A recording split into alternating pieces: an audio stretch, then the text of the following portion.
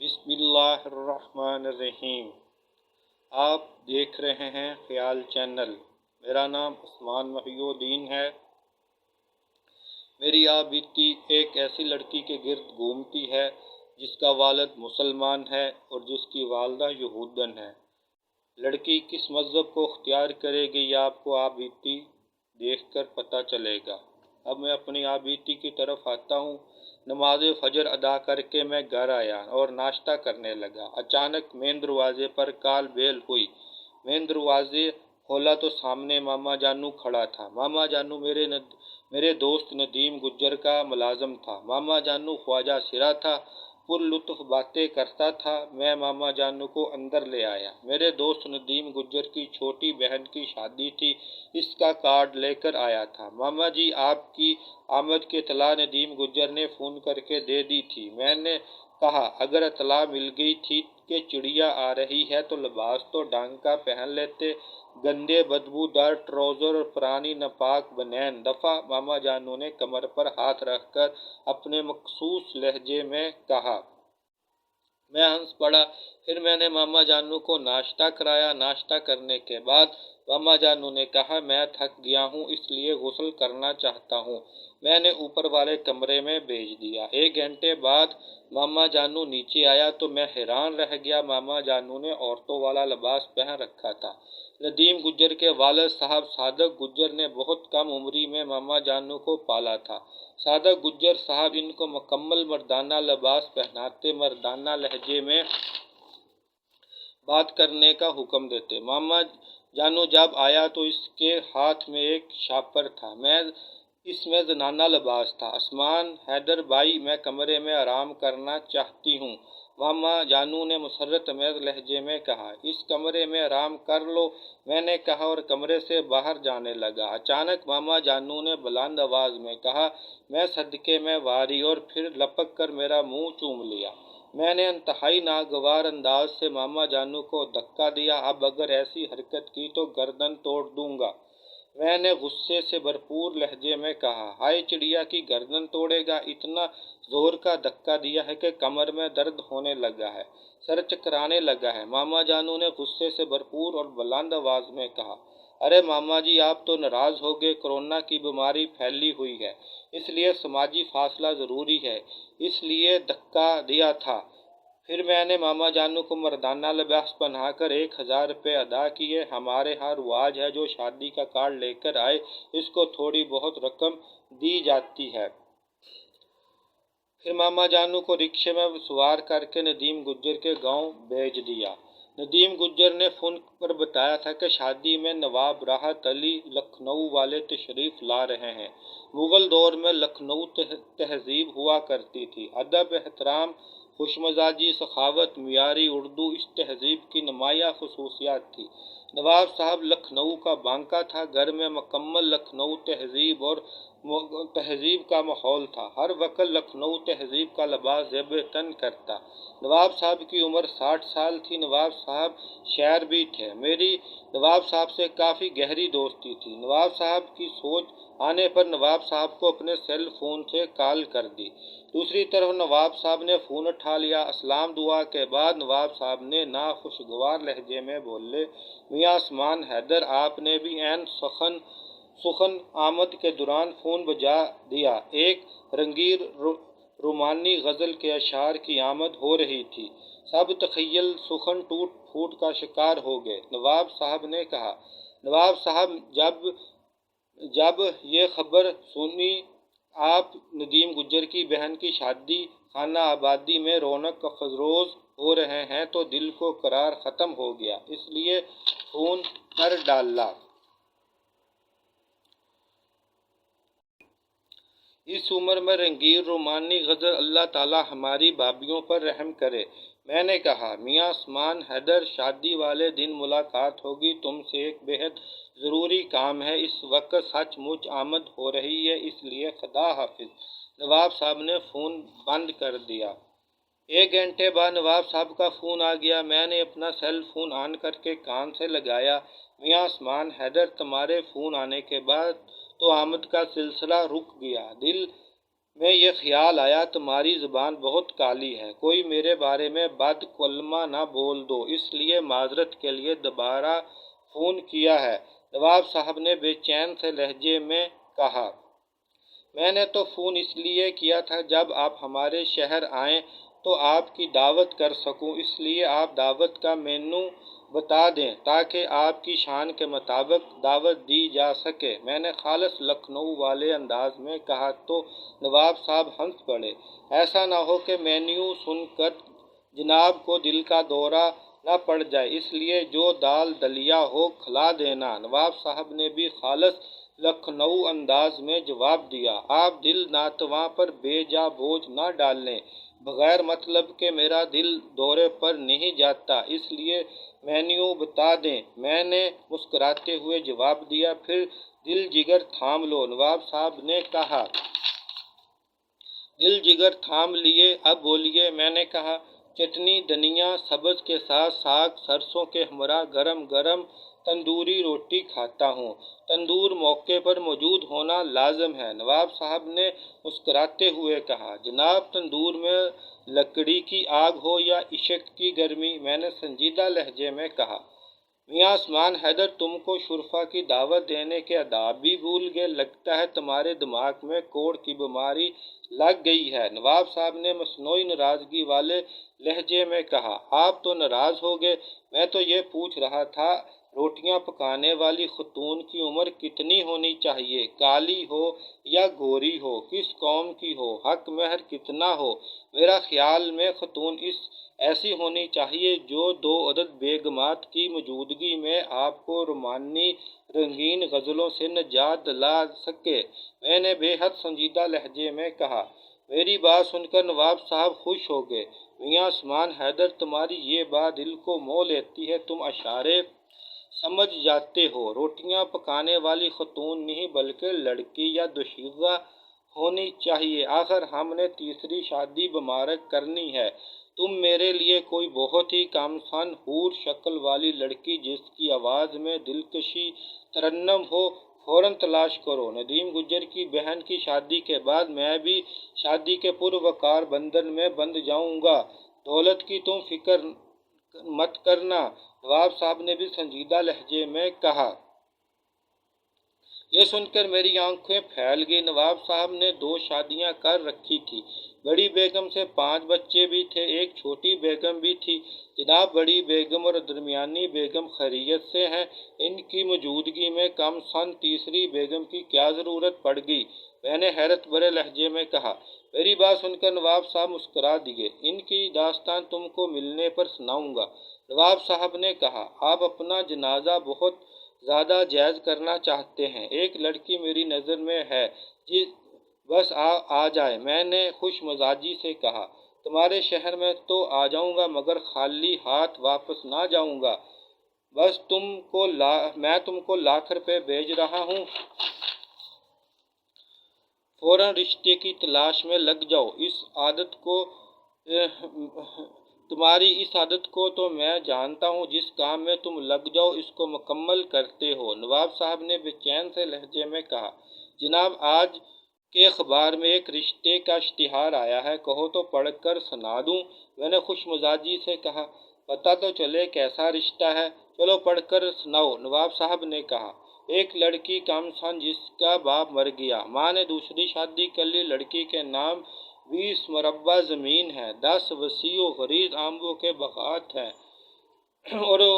اور ہنی مون دلہن کی طرف سے ہوگا، اور آخر میں لکھا ہے کہ بزرگ افراد کو ترجیح دی جائے گی، دوسری شادی والے بھی کوشش کر سکتے ہیں، شادی کے بعد دلہا کو 10 کروڑ کاروبار کے لیے دیے جائیں گے، ابھی فون کر کے یہ رشتہ پکا کرتا ہوں۔ میں نے پرسرار سے لہجے میں کہا، جب شادی دفتر فون کرو گے اور وہ لمبی چوڑی فیس مانگیں گے، پھر بندے کو ذلیل کریں گے، ساری عمر اسے رشتہ والوں کو فون کر کے گزر جائے گی، تم کوئی گاؤں کی سیدھی سادی لڑکی تلاش کرو، اخراجات میں بھیج دیتا ہوں۔ نواب صاحب نے کہا، اخراجات رہنے دو، بس آپ یہاں آ جائیں، میں تو یہ سب باتیں مذاق میں کر رہا تھا۔ مگر نواب صاحب سنجیدہ ہو گئے۔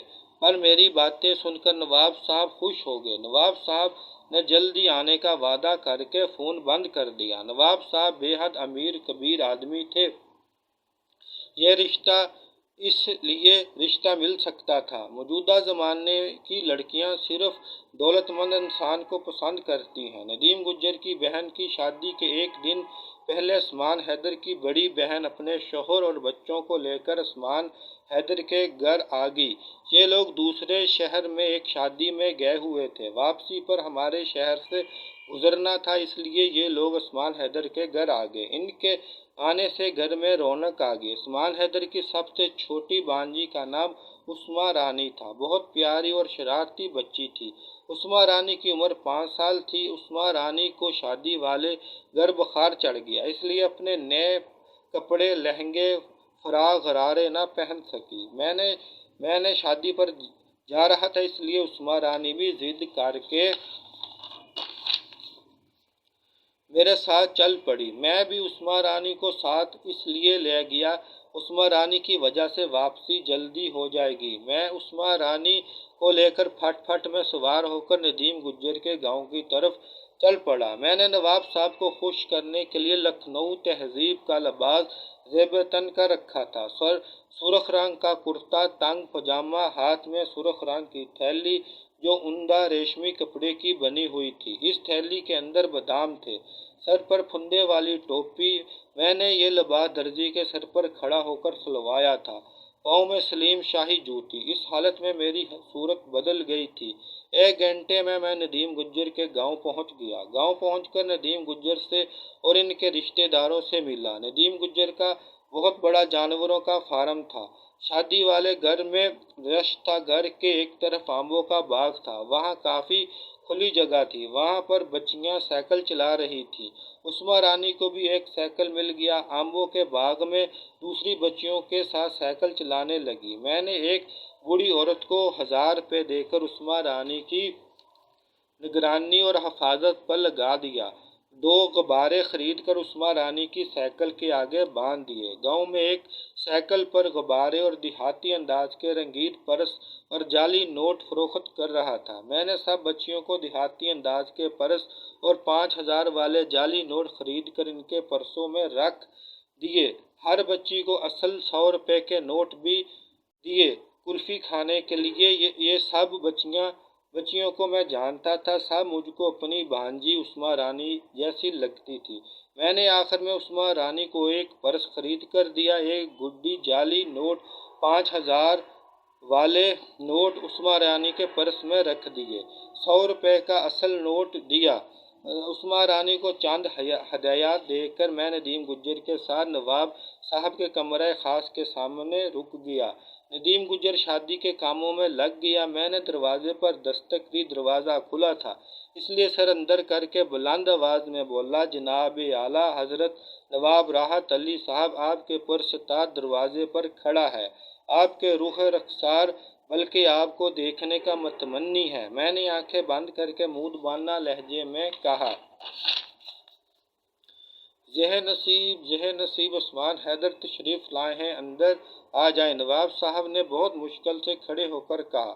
نواب صاحب نے تنگ کرتا، تنگ پاجامہ، سر پر پھندے والی ٹوپی، منہ میں تازہ خوشبودار پان، ہاتھ میں سرخ رنگ کی تھیلی۔ نواب صاحب بے حد موٹے تھے اور تنگ لباس کی وجہ سے کھڑے ہونے میں مشکل ہو رہی تھی۔ میں جلدی سے کمرے میں داخل ہو گیا اور رکوع کے بل جھک کر آداب بجانے لگا۔ حضرت ناچیز کم دام کا آداب قبول کریں۔ میں نے ہاتھ ہلا کر بلند آواز میں کہا، میاں عثمان حیدر، دل جان بلکہ جگر سے قبول کیا۔ اگر کورونا نہ ہوتا تو تم کو بہت سینے سے لگاتا۔ تمہارا لباس اور بولنے کے انداز سے یہاں پر لکھنؤ تہذیب زندہ ہوگی۔ نواب صاحب نے بھی خالص لکھنؤ انداز میں کہا۔ پھر دونوں کمرے کے موٹے نرم قالین پر گاؤں تکیے لگا کر بیٹھ گئے۔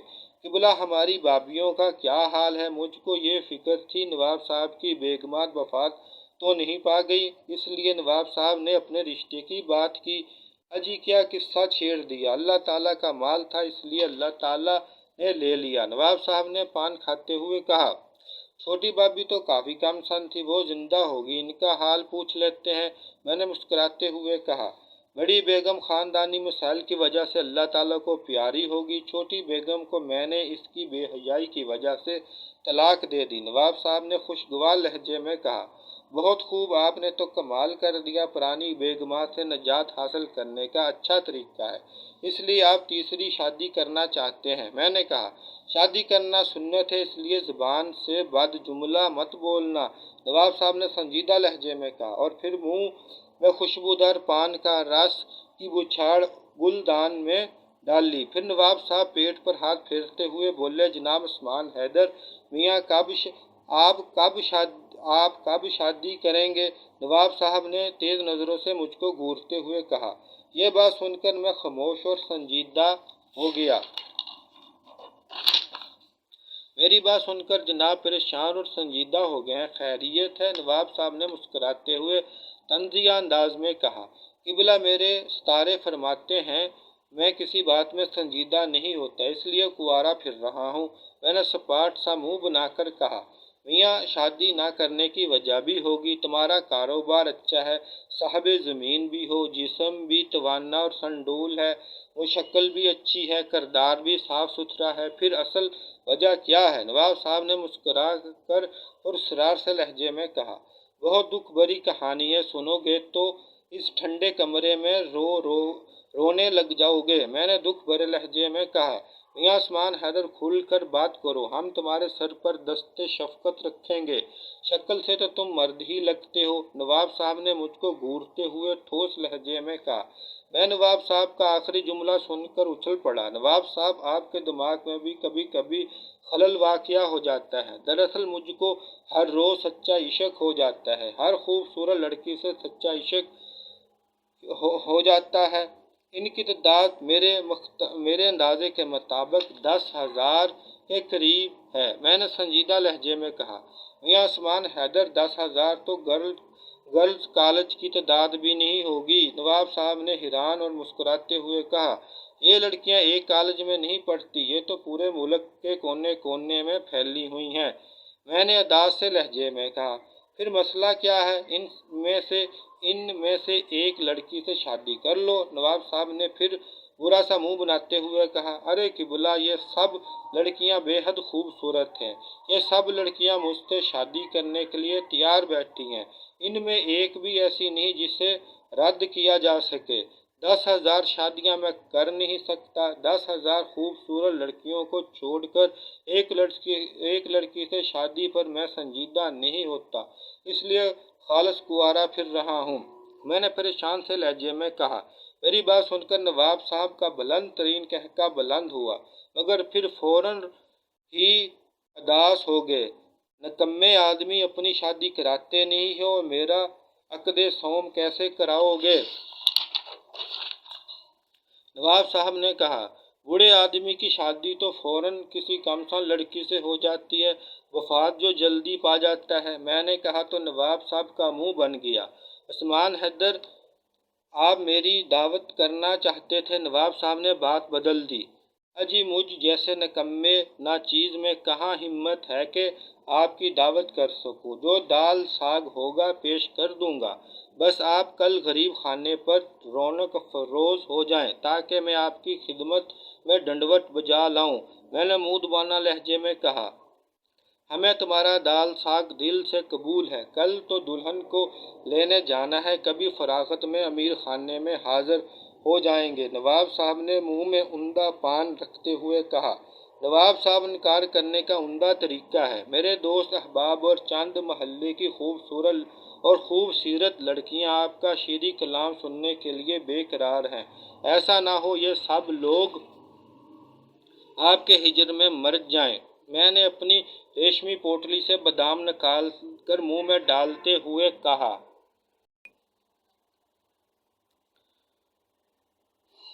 बजा फरमाया आपने, शादी खाना आबादी का शोर कम हो, मैं हाजिर हो जाऊंगा। नवाब साहब ने कहा। इस वक्त बाहर से شور بلند ہوا، بارات آ گئی۔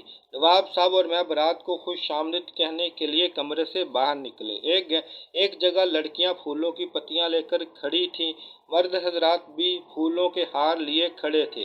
بارات آہستہ آہستہ آگے بڑھ رہی تھی، بینڈ باجے بج رہے تھے۔ اچانک میری نظر اپنی پیاری بانجی عثمہ رانی پر پڑی۔ عثمہ رانی کا لباس پر مٹی کے چاٹ کے نشان لگ چکے تھے، لباس بے حد میلا ہو چکا تھا۔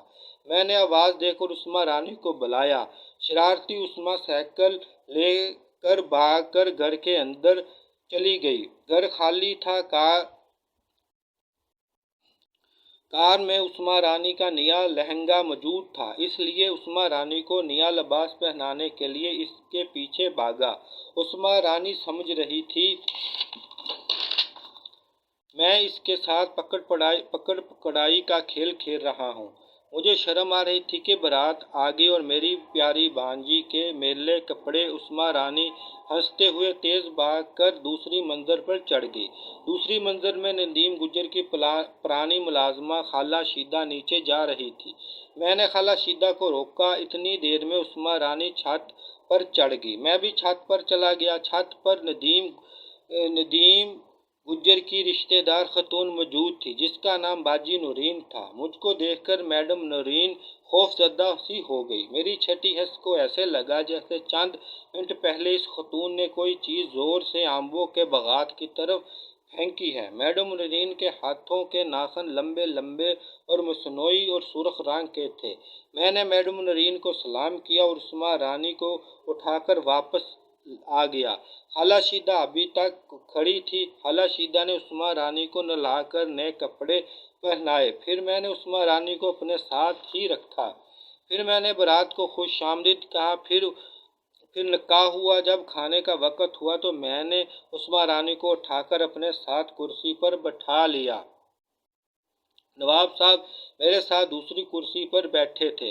نواب صاحب کے قریب اور ایک پروقار شخصیت بیٹھے تھے۔ ان کا تعارف نواب صاحب نے کرایا۔ ان کا نام عمر سرمد تھا۔ ان کی عمر نواب صاحب جتنی تھی۔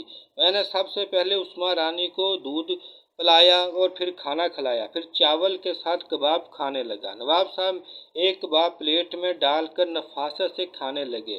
میاں عثمان حیدر گوشت خوری کی عادت بعد آپ کی جبلت میں کب سے شامل ہوگی؟ نواب صاحب نے کبابوں کی پلیٹ کی طرف گھورتے ہوئے کہا۔ میری پلیٹ میں چاول کم اور کباب 10 کے قریب تھے۔ جناب آپ باہر کھانا کم کھاتے ہیں مگر گھر میں چھپ چھپ کر خوب کھاتے ہیں، اس لیے تو موٹے تازہ ہیں، میں نے کھانا کھاتے ہوئے کہا۔ عثمان حیدر ہم موٹے نہیں بلکہ تازہ ہیں، اس کی وجہ یہ ہے کہ ہم عرقہ کرتے ہیں اور کھانے میں شوالہ اور کلیلہ پسند کرتے ہیں۔ نواب صاحب نے خوش دلی سے کہا۔ قبلہ جان ہم ٹھہرے ازلی جہل آسان زبان میں ارشاد فرمائیں، آپ کی عین نوازش ہوگی۔ میں نے 4-5 مچھلی کے ٹکڑے اپنی پلیٹ میں ڈالتے ہوئے مودبانہ لہجے میں کہا۔ عمر سرمد ہماری باتیں بہت غور سے سن رہا تھا۔ عثمان حیدر ایسی گہرے نیاب باتیں دل پر لکھ لو۔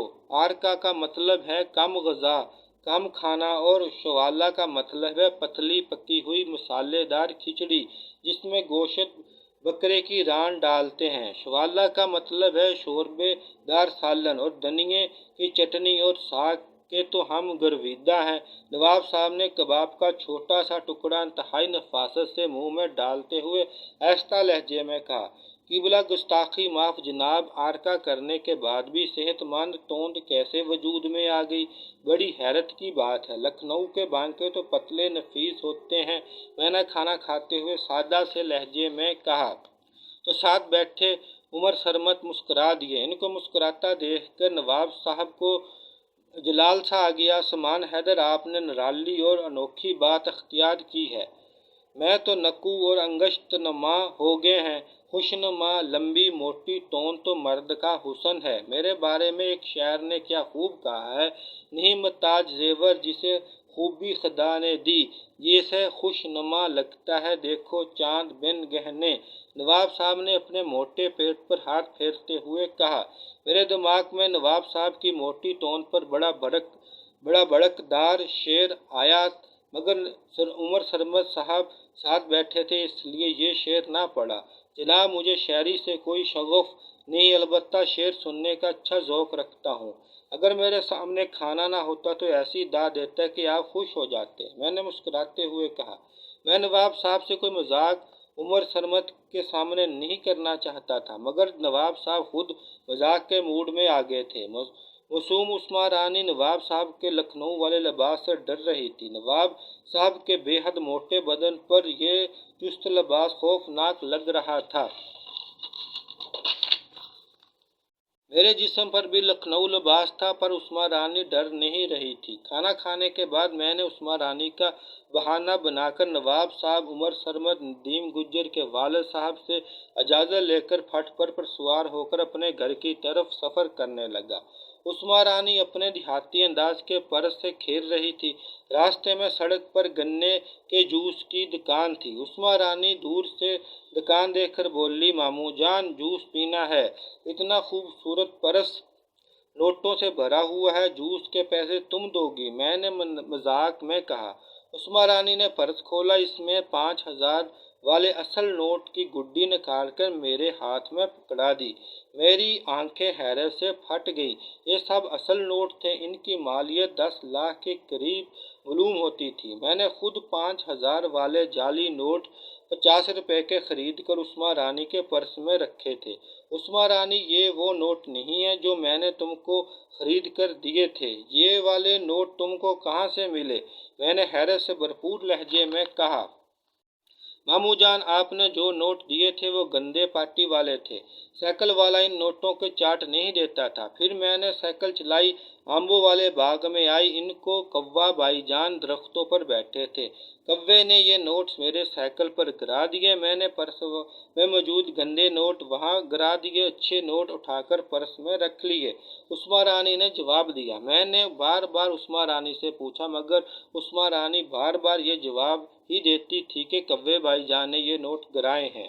میں نے نوٹ گنے تو یہ 10 لاکھ روپے تھے، ان میں 5,000 والا ایک نوٹ کم تھا۔ کیا تم نے ایک نوٹ چاٹ والے کو دیا تھا؟ میں نے پوچھا۔ جی ہاں ماموں جی، میں نے سب لڑکیوں کو چاٹ کھلائی، میں نے ایک نوٹ چاٹ والے کو دیا، اس نے باقی پیسے ہی نہیں دیے اور جلدی سے وہاں سے چلا گیا۔ اتنے میں میرا سیل فون بج اٹھا۔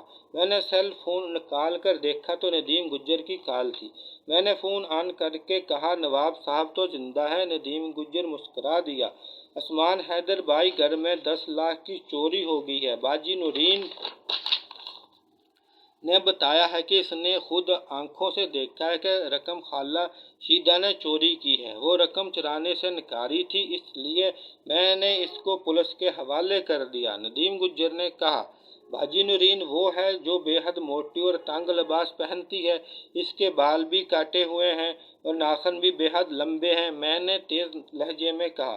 جی ہاں، گھر میں فساد برپا ہے، جس کے 10 لاکھ گم ہوئے ہیں وہ رقم مانگ رہی ہے، تم جلدی آ جاؤ، تم ایسے کاموں میں ماہر ہو، ندیم گجر نے کہا۔ میں نے فوراً آنے کا وعدہ کر کے فون بند کر دیا۔ خالہ شیدہ ایک نیک دل اور اچھے کردار کی بزرگ خاتون تھی، اس کا پولیس کے حوالے کا سن کر میں بہت پریشان ہوا۔ عثمان رانی کو گھر چھوڑ کر سیدھا واپس ندیم گجر کے گاؤں گیا۔ گاؤں جا کر ندیم سے کہا، تم نے اتنی جلدی اور بغیر ثبوتوں کے خالہ کو پولیس کے حوالے کر دیا؟ میں نے غصے بھرے لہجے میں کہا۔ یار، باجی نورین نے چوری کرتے خود دیکھا ہے، ندیم نے کہا۔ خالہ شیدہ چور نہیں ہے، یہ بات تم کو بھی پتہ ہے، پھر بھی تم نے یہ بات کر رہے ہو؟ میں نے کہا، تمہاری بات درست ہے، عقل یہی کہہ رہی ہے۔ دراصل مجھے باجی نورین کی بات سن کر غصہ آ گیا۔ ندیم گجر نے شرمندہ سے لہجے میں کہا، بھائی ہمارا غصہ بھی بڑا عقل مند ہے، طاقتور پر آتا نہیں، غریب پر جاتا نہیں۔ مجھے وہ جگہ اور پھر پرس دکھاؤ جہاں چوری ہوئی ہے، اس خاتون سے بھی ملاؤ جس کی رقم چوری ہوئی ہے، میں نے تیز لہجے میں کہا۔ ندیم گجر مجھے اس کمرے میں لے گیا جہاں پرس موجود تھا۔ تھوڑی دیر بعد وہ خاتون بھی کمرے میں آ گئی جس کے 10 لاکھ چوری ہوئے تھے۔ اس خاتون کا نام کرن تھا۔ اس کے پاس گہرے سرخ رنگ کا نیا اور بڑا پرس تھا۔ میں نے کرن صاحبہ سے اجازت مانگ کر پرس غور سے دیکھا، پھر پرس کی زیب کھول کر اندر گہری نظروں سے دیکھنے لگا۔ پرس کی گہرائی میں ایک مصنوعی ناخن تھا جس کا رنگ سرخ تھا۔ یہ ناخن دیکھ کر سب کچھ میرے دماغ میں روشن ہو گیا۔ یہ وہ کمرہ تھا جس کے سامنے میں اپنی پیاری بانجی عثمہ رانی کو پکڑنے کے لیے بھاگا تھا۔ اس کمرے کے سامنے خالہ شیدہ کو آتے دیکھا تھا۔ چوری کے وقت خالہ شیدہ میری بانجی عثمہ رانی کو غسل دے کر نیا لہنگا پہنا رہی تھی۔ میں نے 500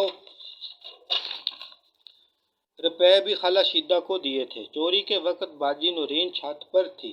میرے لاشعور نے خیال دیا کہ باجی نورین نے کچھ بغات کی طرح کوئی چیز پھینکی ہے اور پرس میں باجی نورین کا ناخن تھا۔ میں نے یہ سب کی نظر بچا کر مہارت سے ناخن اپنی جیب میں ڈال لیا۔ جب میں کمرے سے باہر آیا تو میڈم نورین دروازے کے سامنے کھڑی تھی۔ میڈم نورین نے ناخن اتار لیے تھے۔ آپ نے خالہ شیدہ کو چوری کرتے دیکھا ہے؟ خالہ شیدہ شکل ہی سے چور نظر آتی ہے۔ میں نے میڈم نورین سے سوال کیا۔ خالہ شیدہ کو چور اس لیے کہا تھا کہ میڈم نورین کھل کر بات کرے۔ عثمان حیدر بھائی میرے سامنے شیدہ کمرے سے رقم نکال کر نیچے گئی۔ پولیس 100 جوتے مارے گی تو خود ہی سب کچھ مان جائے گی۔ میڈم نورین نے آنکھیں مٹکاتے ہوئے کہا۔ آپ مجھ حقیر سے پہلی بار مل رہی ہیں۔ آپ کو میرا نام کیسے جانتی ہیں؟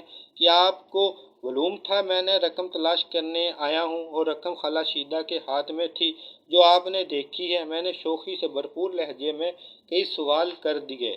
آپ نے پرانے زمانے کا لباس پہن رکھا ہے اس لیے سب لوگ آپ کو دیکھ رہے ہیں۔ اس طرح آپ کا نام کا پتہ چل گیا۔ اس گھر میں چوری ہوئی ہے تو میں سمجھ گئی کہ آپ چور کو تلاش کرنے کے لیے آئے ہیں۔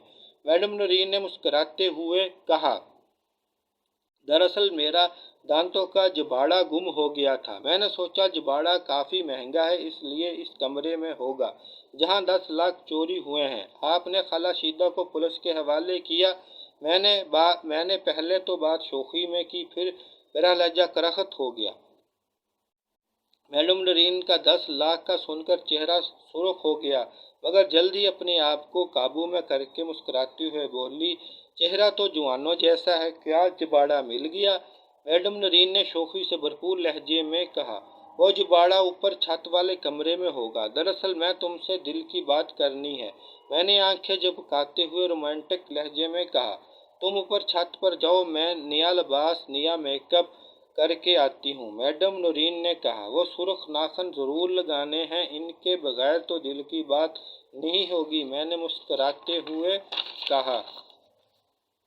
یہ بات سن کر میڈم نورین کا چہرہ خوشی سے چمک اٹھا۔ میڈم نورین چلتے چلتے رک گئی اور میرے کان میں بولی، ندیم بھائی کے سامنے دل کی بات نہیں ہو سکتی، ان سب کو گول کرو، پھر جتنی دل کی بات کرنی ہے کر لینا۔ میڈم نورین نے مست شیرنی کی طرح کہا۔ میں نے دل میں لاہور شریف پڑھ کر دور کھڑے ہو کر ندیم گجر کے کان میں کہا، چور اور رقم پکڑ لی ہے، تم خالہ شیدہ کو تھانے سے لے کر آؤ۔ میری بات سن کر ندیم صاحب تھانے کی طرف چل پڑے۔ میڈم نورین نے ایک امیر اور کبیر تاجر سے شادی کی تھی۔ بوڑھا تاجر جلد مر گیا۔ بوڑھے تاجر کی اولاد پہلی بیوی سے نہیں تھی۔ تاجر کے مرنے کے بعد تمام دولت میڈم نورین کا قبضہ ہو گیا۔ میں سوچ رہا تھا کہ اتنی دولت کے باوجود میڈم نورین نے 10 لاکھ چوری کر لیے۔ میں چھت کے ایک کونے میں کھڑا میڈم نورین کو آتے دیکھ رہا تھا۔ میڈم نورین نے بھڑکدار لباس زیب تن کر رکھا تھا اور مست شیرنی کی طرح چھت پر آ رہی تھی۔ میں میڈم نورین کی نفسیات کو سمجھ رہا تھا۔ اس نے 10 لاکھ چوری کر کے جرم کیا، پھر خالہ شیدہ کو پولیس کے حوالے کر کے جھوٹا الزام لگایا۔ یہ سب جرم اس کے دل، دماغ اور ضمیر پر بوجھ بن رہے تھے۔ جرم کرنے کے بعد مجرم عیاشی ضرور کرتا ہے اور شراب بھی پیتا ہے۔ اس قاعدے کے تحت میڈم نورین عیاشی کرنے کے لیے آ رہی تھی۔ چھت پر آ کر وہ سیدھی کمرے میں آئی۔ اس نے دروازہ بند کر لیا۔ اس کمرے میں دل کی بات نہیں ہو سکتی۔ باہر نئی ماڈل کی کار BMW کھڑی ہے۔ مجھ کو جہاں دل کرتا ہے لے جاؤ۔ پھر पर्स से 2 छोटी छोटी बोतलें निकाल ली। एक बोतल को मुंह से लगा कर पी गई, दूसरी बोतल मेरे हाथ में पकड़ा दी। मैंने गौर से बोतल को देखा तो कांप गया। वो शराब की बोतल थी। इस पर नीले रंग में शीरी वैक्सी लिखा हुआ था। मैंने बोतल इसके सामने कर दी। मैंने इसको वापस कर दी। कल आप छत पर क्या कर रही थी? मैंने सवाल कर दिया। मेरी बात सुनकर मैडम नरीन थोड़ा सा घबरा गई। छोड़ो इन बातों को, जो तुमने दिल की बात करनी है कर लो, मैडम नरीन ने दिलकश और रुमानी लहजे में कहा। मैडम जी, मेरे इम्तिहान खत्म हो चुके हैं। वो नोटबुक मेरा साथ छोड़ गई जिससे कागज फाड़कर मैं कश्तियां बनाया करता था। कश्तियां हम फौरन जला देते थे क्योंकि उलल अज़म लोग कश्तियां जलाकर काम शुरू करते हैं। मैंने पुरस्कार से लहजे में कहा। कश्तियां फौरन जला दो और फौरन शुरू हो जाओ, मैडम नरीन ने कहा। मैंने सेल फोन निकालकर नदीम गुज्जर को फोन किया। आज शादी में जो आदमी साइकिल पर चाट और परस फरोख्त कर रहा था, इसका घर कहाँ है? मैंने सवाल किया। गाँव में ही है, नदीम गुज्जर ने जवाब दिया। अच्छा, थाने में हो? मैंने सवाल किया। जी हाँ, इंस्पेक्टर राउंड पर है, 1 घंटे में आएगा। 1 घंटे बाद मैं खाला शीदा को लेकर आता हूँ। मैंने फोन बंद कर दिया। मैडम साहबा, ये नाखन आपका है? ये मुझे इस बैग से मिला है जिसमें से 10 लाख चोरी हुए हैं। क्या आप बता सकते हैं कि आपका नाखन इस बैग में क्यों था? मैंने सर्द लहजे में कहा। मैडम नरीन के चेहरे से रोमांस खत्म हो गया। तुम्हारा मतलब है 10 लाख को मैंने चोरी किए हैं? मैडम नरीन ने गुस्से भरे लहजे में कहा। मैंने चोरी की बात नहीं की, सिर्फ ये पूछा है कि ये नाखन चोरी वाले बैग में क्या कर रहा था। आपके सीधे हाथ की तीसरी उंगली का नाखन है, मैंने सख्त लहजे में कहा। मेरा नाखन नहीं है, जैसे हजारों नाखन बनते हैं। इस नाखन की वजह से तुम मुझको चोर साबित करना चाहते हो? मैडम नूरीन ने आंखों से आंसू निकालते हुए गम भरे लहजे में कहा। क्या आप इस सवाल का जवाब दे सकते हैं? जब बारात आई तो आप छत पर क्या कर रही थी? आपने कोई चीज आंबों वाले बागात की तरफ फेंकी थी, मैंने सख्त लहजे में कहा। तुम झूठ बोलते हो, इस वक्त तो मैं बारात का इस्तकबाल कर रही थी, मैडम नरीन ने झूठ बोलते हुए प्यार भरे लहजे में कहा। मैडम नरीन फिर अपने नस्वानी हुस्न की वजह से माहौल को नरम और गर्म करना चाहती थी। मैडम साहबा, अगर आप खाला शीदा पर इल्ज़ाम ना लगाती और इसे पुलिस के हवाले ना करती तो मैं तुमको माफ़ कर देता, मगर अब नहीं, मैंने आम से लहजे में कहा। मेरी बात सुनकर मैडम नूरीन अपने कपड़े फाड़ने लगी। कुत्ते बदमाश, मुझे कमरे में ले जाकर मेरी इज्जत पर हाथ डाल दिया। अगर तुमने अपनी बदमाशी बंद ना की तो शोर मचा कर तुमको भी गिरफ्तार करा दूंगी और गुज्जर बरादरी तुमको कत्ल कर देगी, मैडम नूरीन ने उम्मीद भरे लहजे में कहा। मैंने और नदीम गुज्जर ने यह कमरा खास कामों के लिए बनाया था। इस कमरे में 3 बेहद ताकतवर कैमरे लगे हुए थे। मैं पहले कमरे में इसलिए आया था कि कैमरों को ऑन कर दूं। मैडम साहबा, इस कमरे में सब बातों की वीडियो बन रही है। अगर शोर किया तो खाला शीदा भी तुम्हारे खिलाफ पुलिस में रिपोर्ट करेगी, इज्जत खाक में मिल जाएगी। इसलिए मैं जो कहूँ इस पर अमल करती जाओ, इसमें सब की इज्जत है, मैंने ठोस लहजे में कहा। मैंने कोई चोरी नहीं की, मेरा नाखन वापस करो, ये चोरी की बातें बंद करो। तुम मेरे प्यारे छोटे भाई हो, मैं अब तुम्हारी बातों पर आंखें बंद करके अमल करूंगी। अब तुम अपने दिल की बात करो, मैडम नरीन ने प्यार भरे लहजे में कहा। मैडम नरीन पर फिर रोमांस का हमला हो रहा था। दिल की बात यह है कि अब आप मेरी बड़ी बहन बन चुकी हैं। इस बात का आपने इकरार कर लिया है तो इस किस्म की चोरियां, बेहयाइयां फौरन बंद कर दो। बैग वाले कमरे में भी सीसीटीवी कैमरा लगा हुआ है, वहां पर भी तुम्हारी फिल्म बन चुकी होगी। दूसरी दिल की बात यह है कि अब तुम किसी नेक और जालिम मर्द से शादी कर लो। नवाब साहब कैसा रहेगा? अमीर और नफीस आदमी है, मैंने मुस्कुराते हुए कहा। यह हकीकत थी कि बैग वाले कमरे में भी कैमरा मौजूद था। دیہات میں اکثر چوریاں ہو جاتی ہیں، اس لیے حفاظت کی غرض سے اہم جگہوں پر میں نے خود ہی سی ٹی کیمرے فٹ کیے تھے۔ میں نے کوئی چوری نہیں کی۔ چھوٹے بھائی جان، نواب صاحب کا پیٹ بہت بڑا ہے، باقی آدمی تو ٹھیک ہے، میڈم نرین نے کہا۔ محترمہ، جھوٹ اور چوری شراب ایک پھل ہے جو دیکھنے میں خوبصورت، کھانے میں لذیذ، لیکن ہضم کرنا بے حد مشکل ہے۔ بہتر ہے مان جاؤ۔ میں نے پھر اپنے لہجے کو سخت کر لیا۔ تم کہو اس معاملے میں دلچسپی لے رہے ہو؟ تم کو کیا چاہیے؟ کھل کر بولو۔ میڈم نرین نے اپنے بھدے سے موٹے سے جسم کی نمائش کرتے ہوئے کہا۔ اچھا تو تم اندر سے بھی کرپٹ ہو۔ تو اصل کہانی سنو۔ میڈم جی، جب آپ چوری فرما رہی تھی، اتفاق سے خالہ شیدہ آ گئی۔ تم ڈر کر اور رقم لے کر چھت پر بھاگ گئی۔ میری پیاری بانجی عثما رانی چھت پر چڑھ گئی۔ میں اس کو پکڑنے کے لیے پیچھے بھاگا، تم ڈر گئی اور جلدی میں رقم کی گڈی بغات کی طرف پھینک دی۔ آپ کا ناخن جلدی میں اور بدحواسی کی بنا پر محترمہ کرن کے پرس میں رہ گیا۔ ندیم گجر کا دماغ موٹا ہے، اس لیے اس کا دماغ سی ٹی کیمرے کی طرف نہیں گیا، ورنہ تھانے میں آپ ہوتی۔ میں نے مسکراتے ہوئے طنز آمیز لہجے میں کہا۔ میری بات سن کر میڈم نرین کا چہرہ دھواں دھواں ہو گیا۔ عثمان حیدر بھائی، تم میرے پیارے اور سکے بھائی ہو، مجھ سے غلطی ہو گئی، معاف کر دیں۔ پھر میرے پاؤں پکڑ لی اور رونے لگی۔ ارے یہ جوتے کرائے کے ہیں، تمہارے موٹے تازہ پرس میں کتنی رقم ہے سچ سچ بتانا، ورنہ میں جامہ تلاشی دوں گا۔ میں نے میڈم نرین سے دور ہٹ کر اطمینان بھرے لہجے میں کہا۔ 1,00,000 روپے ہیں۔ پھر پرس کھول کر 1,00,000 روپے میرے حوالے کر دیے۔ پرس میں موجود چیک بک میں نے دیکھ لی تھی۔ تم نے خالہ شیدہ پر جھوٹا الزام لگایا، یہ 1,00,000 روپے اس کا کفارہ ہیں۔ پھر آپ نے اس کو تھانے بھیجا، اس کا کفارہ 20,00,000 ہے۔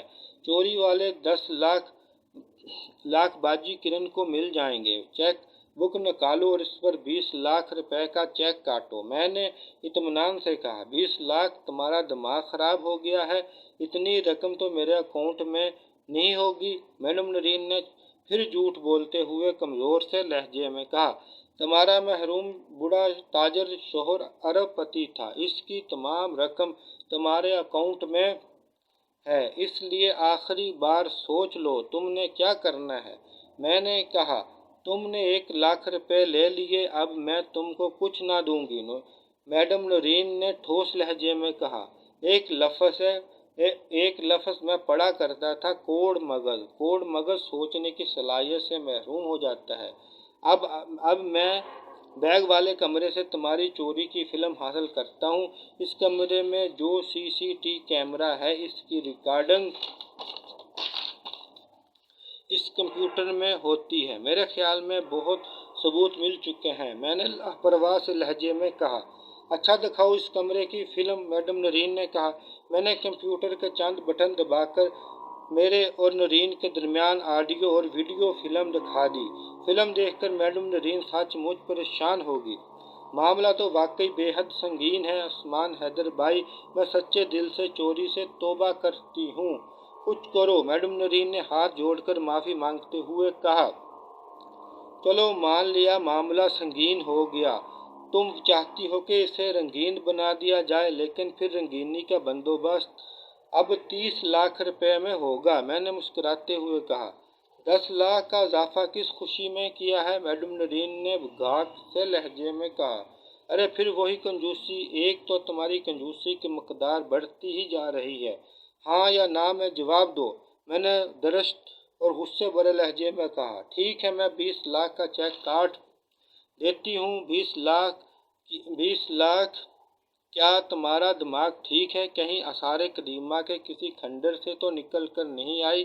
میں نے اپنے لہجے میں حیرت کا بھرپور عنصر پیدا کرتے ہوئے کہا۔ 20,00,000 کا کیا آتا ہے؟ بس یہی ہے، اور نہیں دوں گی، میڈم نرین نے سخت لہجے میں کہا۔ چلو تم بڑی بہن ہو، تم سے کیا بھاؤ تاؤ کرنا، لکھو چیک۔ میڈم نرین نے 20,00,000 کا چیک لکھ کر چیک بک سے پھاڑ کر میرے حوالے کر دیا۔ میں اچھی طرح چیک کر لیا تھا کہ چیک کیش ہوگا، या नहीं। फिर मैंने चेक के बारे में चंद सवालात किए। चेक असल और खालिस था। फिर इसे तय करके अपनी जेब में रख लिया। अब तुमने कमरे से बाहर जाकर खामोश रहना है। फिर मैंने कैमरे बंद कर दिए, रिकॉर्डिंग साफ कर दी। मेरा और मैडम नरीन का दोनों के चेहरे चमक रहे थे। मेरा चेहरा इसलिए चमक रहा था कि मैंने चोरी पकड़ ली और खाला शीदा को 21 लाख रुपए मिलेंगे, जिससे वो अपनी बहुत सी मुश्किलात को हल करेगी। मैडम नरीन का चेहरा इसलिए चमक रहा था कि इसके ज़मीर पर जो बोझ था, मैडम साहबा इससे आज़ाद हो चुकी थी। चोरी पकड़ने और बदनाम होने का डर भी ख़त्म हो गया था। मैंने कमरे से बाहर आकर चंद ज़रूरी काम किया। जब मैं वापस हवेली आया तो सब लोग एक हाल कमरे में बैठे थे। इनमें नवाब साहब, उमर सरमत और बेशुमार लड़कियां और लड़के बैठे मेरा इंतज़ार कर रहे थे। मैडम नरीन बेहद मुतमईन थी। चंद मिनट बाद नदीम गुज्जर खाला शीदा को लेकर हाजिर हो गया। खाला शीदा की हालत से लगता था कि पुलिस ने इसको जालिमाना और बेदर्दी से मारा है। मैंने खाला शीदा को हौसला दिया। जिस खतून मोहतरमा किरण के 10 लाख चोरी हुए थे, वो परेशान थी। इसने मेरी तरफ देखकर कहा, भाई आप ये ड्रामा क्यों कर रहे हैं? मेरी रकम कब मिलेगी? नदीम भाई ने कहा है कि आपने चोर और रकम पकड़ ली है, मेरी रकम कब मिलेगी? मुतासरा खतून ने दुख भरे लहजे में कहा। मोहतरमा बाजी किरण साहबा, मैडम नरीन साहबा और मुअज़्ज़ज़ मेहमानों, मेरी बात गौर से सुनो। इस घर में किसी ने कोई चोरी नहीं की। शादी वाले घर में अक्सर बदसूरत लंबे लंबे नाखूनों वाली चुड़ैलें जो काहल, अय्याश, चोर, डाकू और अनवाए अक़साम के बाद अमराज़ खबीसा में मुब्तला होकर रकम ले जाती हैं। हालांकि ऐसी बेवा चुड़ैलें खुद बेहद अमीर होती हैं। क्यों बाजी परवीन? मैंने पुरजोश लहजे में कहा। तुमसे खुदा समझे, न जाने तुमने कौवों का मगज खा रखा है। मैडम नरीन ने मुझे घूरते हुए कहा। काम की बात करो, मेरी रकम कब मिलेगी? मोहतरमा किरण साहबा ने परेशान से लहजे में कहा। मैं कुर्सी पर बैठ चुका था, जल्दी से कुर्सी से उठा और बोला, ख़वातीनो हज़रात, ये बदखसलत भूतनियाँ चोरी करके रकम बुलंद दरख्तों की शाखों में बांध देती हैं। मेरी रूहानी आँख ने रकम देख ली है, मैंने पुरजोश लहजे में कहा। वो दरख्त कहाँ है? अगर करीब है तो हम सब वहाँ चलते हैं, एक खूबसूरत लड़की ने कहा। जी हाँ, वो दरख्त खजूर का है, वो बगात आमों के बागों के पीछे है। आप सब लोग मेरे साथ आएं। सब लोगों को लेकर बगात की तरफ चल पड़ा। मैं खजूरों के बगात में पहुंचकर एक खजूर के दरख्त की तरफ इशारा किया। खजूर के ऊपर जो एक शापर काले रंग का नजर आ रहा था, इसमें रकम है, मैंने कहा। मैं मैंने अपनी फट से एक मोटा रस्सा निकाला और इसको अपनी कमर से और कुछ खजूर के दरख्त से खास तरीके से बांधकर खजूर पर चढ़ गया। खजूर पर चढ़ना मुझको बचपन ही से आता था। चंद मिनट बाद मैं एक काले रंग का शापर लेकर नीचे उतरा। इसमें रकम निकाल कर बाजी किरण के हवाले कर दी। 5,000 का एक नोट मैंने खजूर से उतरते हुए नोटों में रख दिया था। सब लोगों के चेहरे पर हैरत और खुशी थी। खाला शीदा ने पुलिस से मार खाई थी, इसलिए 1 लाख रुपए इसको अदा करो। मैंने मैडम किरण की तरफ देखकर कहा, आपकी बात दुरुस्त है। फिर मैडम किरण ने अपने पर्स में से 100 रुपये निकालकर खाला शीदा को दे दिए। मैंने खाला शीदा से 100 रुपये लेकर वापस किरण मैडम को दे दिए और अपनी जेब से मैडम नरीन के 1 लाख रुपए निकाल कर खाला शीदा को दिए। फिर सब लोगों ने खाला शीदा को रकम दी। मैडम किरण, आप बहुत कंजूस है। फिर अल्लाह ताला ने आपको रकम वापस कर दी है। मुझे मैडम किरण पर गुस्सा तो बहुत था, मगर मैं चुप रहा। खाला शीदा रकम ना ले रही थी, मगर मेरे असरार पर रकम ले ली। चंद दिन बाद मैंने बैंक से चेक कैश कराकर 20 लाख रुपए खाला शीदा को दे दिए। इस रकम से इसने अपनी 3 बेटियों की शादी कर दी, घर को दुरुस्त किया और घर में परचून की दुकान खोल ली। मेरी पहली किस्त ख़त्म होगी। इसके आगे उमर सरमत और उसकी बेटी की आपबीती शुरू होगी। वो बड़ी मज़ेदार आपबीती है, ज़रूर देखें। अल्लाह हाफ़िज़। पाक फ़ौज जिंदाबाद। सल्लल्लाहु अलैहि वसल्लम।